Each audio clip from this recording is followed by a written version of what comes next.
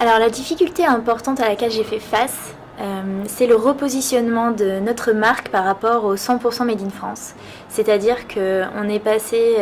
à une confection intégralement réalisée en France avec les atelières qui sont les anciennes de Le Javis qui ont monté un atelier à Villeurbanne et donc qui ont pris en charge toutes nos premières productions et ce pendant 2 ans complets jusqu'à ce qu'elles fassent faillite.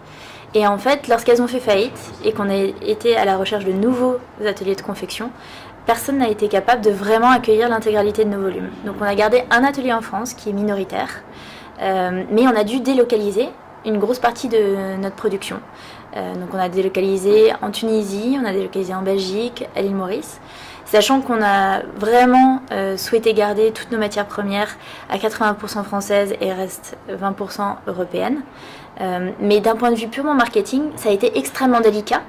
d'aborder le sujet et de se dire voilà, je fais face à cette problématique, comment est-ce que je vais annoncer à mon public, à mes clients, à la presse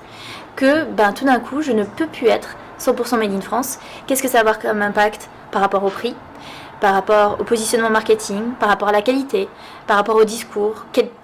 transparence est-ce qu'on adopte, est-ce qu'on est totalement transparent ou alors est-ce qu'on ne dit pas vraiment la vérité, est-ce qu'on joue sur les mots. Voilà, donc nous on a choisi avec mon associé Pierre Van Gansen de vraiment jouer la carte de la transparence en expliquant les problématiques à laquelle on faisait face, c'est-à-dire que notre atelier a fait faillite et qu'il n'y a plus d'atelier multimarque capable de recevoir l'intégralité de nos productions. Et donc voilà pourquoi on est allé sélectionner nous-mêmes, en se déplaçant dans nos ateliers,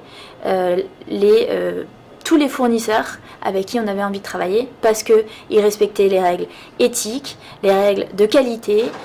tous certifiés pour pouvoir travailler avec eux.